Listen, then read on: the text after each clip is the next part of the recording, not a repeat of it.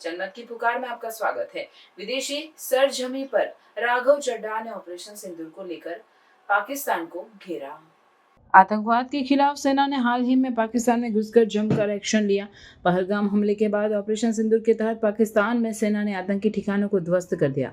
आम आदमी party operation सिंदूर और पाकिस्तान को लेकर किस तरफ है, आप यहां जरूर जानना चाहेंगे। आम आदमी पार्टी के वरिष्ठ नेता राघव चड्ढा ने साउथ कोरिया की धरती पर जो कहा, वो सुनकर आपका भी सीना गर्व से चौड़ा हो जाएगा। एशिया लीडरशिप कॉन्फ्रेंस में राज्यसभा सांसद राघव चड्ढा ने ऑपरेशन सिंदूर की सफलता और पाकिस्तान प्रायोजित आतंकवाद के विरुद्ध भारत के स्पष्ट रुख को लेकर एक दृढ़ और प्रभावशाली वक्तव्य दिया। उन्होंने कहा कि इस प्रकार में न केवल भारत की सैन्य एवं कूटनीतिक रणनीति की झलक दिखती है, बल्कि वैश्विक समुदाय के समक्ष भारत की नई सुरक्षा नीति को स्पष्ट करता है। राघव चड्ढा ने ऑपरेशन सिंदूर को केवल एक सैन्य अभियान नहीं, बल्कि भारत की संप्रभुता और आत्मरक्षा की प्रतिज्ञा के रूप में प्रस्तुत किया। उन्होंने जोर देकर कहा कि यह ऑपरेशन एक संदेश था, भारत अब आतंकवाद को सहन नहीं करेगा। इस ऑपरेशन के तहत भारत ने आतंकवादी ठिकानों पर गहरी और सटीक कार्रवाई कर यह दिखा दिया कि अब भारत किसी भी प्रकार की आतंकी गतिविधि का मूक दर्शक नहीं करेगा।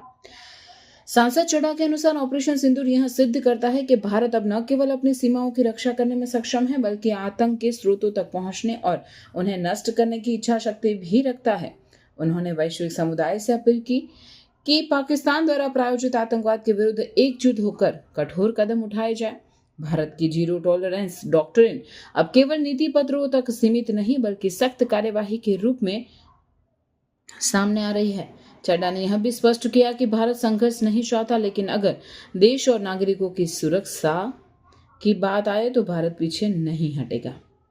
यह नया दृष्टिकोण भारत की विदेश नीति को अधिक सक्रिय, आत्मविश्वासी और निर्णायक बना रहा है। राघव चड्ढा की पूरी बात सुनिए।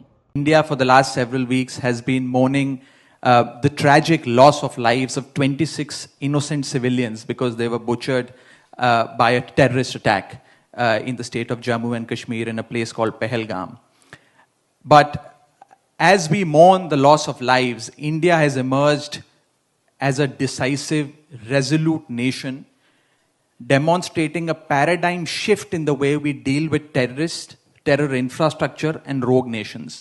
And what Indian government, the Indian armed forces demonstrated in the form of a military operation called Operation Sindoor was that we are all for peace, but if you try and tinker with the peace within our country and cause injury and death to our people, we will not spare the terrorist infrastructure wherever it may be.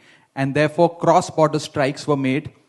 And as a result, terror infrastructure across the border was destroyed. Look, we come from the land of Mahatma Gandhi, who taught us about non-violence, who taught us about peace. But we also come from the land of Shahid-e-Azam Bhagat Singh and Subhash Chandra Bose, that shook the very foundation of the British Empire when India was ruled by the British Empire. So therefore, I think this is the right forum where a global alliance must be kind of organized and engineered to ensure that, you know, this world becomes a world which is free from terror, and there are no safe spaces for terror infrastructure. I think that is the message that has gone loud and clear from Operation Sindoor and other military operations. अगर आपने हमारा अभी तक channel subscribe नहीं किया है तो कृपया चैनल सब्सक्राइब कर लें, लाइक करें, शेयर करें, कमेंट करें। तो मिलते हैं फिर किसी और खबरों के साथ। नमस्कार।